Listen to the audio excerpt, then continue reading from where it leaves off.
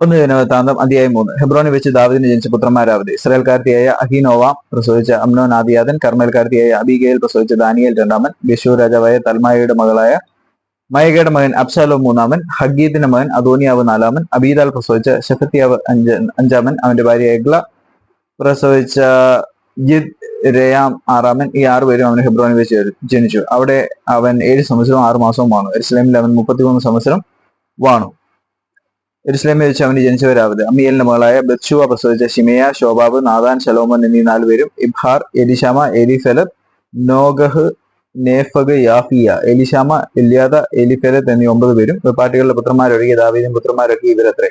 Tamar അവരുടെ സഹോദരിയായിരുന്നു. ശലോമോന്റെ മകൻ രഹബിയാം, അവന്റെ മകൻ അബിയാവ്, അവന്റെ മകൻ ആസ, അവന്റെ മകൻ യഹോശാഫാത്ത്, അവന്റെ മകൻ യഹോരാം, അവന്റെ മകൻ അഹസ്യാവ്, അവന്റെ മകൻ യോവാശ്, അവന്റെ മകൻ അമസ്യാവ്, അവന്റെ മകൻ അസര്യാവ്, അവന്റെ മകൻ യോദാം, അവന്റെ മകൻ ആഹാസ്, അവന്റെ മകൻ ഹിസ്കിയാവ്, അവന്റെ മകൻ മനശ്ശെ, അവന്റെ മകൻ ആമോൻ, അവന്റെ മകൻ യോശിയാവ്. യോശിയാവിന്റെ പുത്രന്മാർ ആദ്യാതൻ യോഹാനാൻ, രണ്ടാമൻ യഹോയാക്കീം, മൂന്നാമൻ സിദേക്കിയാവ്, നാലാമൻ ശല്ലു. യഹോയാക്കീമിന്റെ പുത്രന്മാർ അവന്റെ മകൻ യോഖന്യാവ്, അവന്റെ മകൻ സിദേക്കിയാവ്. ബദ്ധനായ യെഖോന്യാവിന്റെ പുത്രന്മാർ അവന്റെ മകൻ ശെയൽത്തിയേൽ, മൽക്കീരാം, പെദായാവ്, ശെനസർ, യെക്കമ്യാവ്, ഹോശാമ, നെദബ്യാവ്.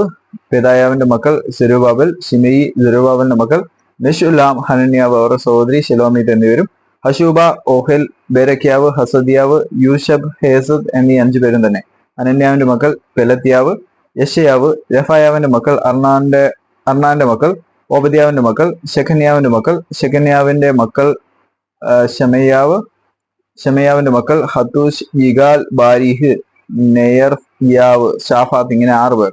നെയർ യാവിന്റെ മക്കൾ എല്യോവേനായി, ഹിസ്കിയാവ്, അസ്രീക്കാം. ഇങ്ങനെ 3 പേർ. എല്യോവേനായിയുടെ മക്കൾ ഹോദവ്യാവ്, എലിയാശീബ്, പേലായാവ്, അക്കൂബ്, യോഹാനാൻ, ദെലായാവ്, അനാനി. ഇങ്ങനെ 7 പേർ.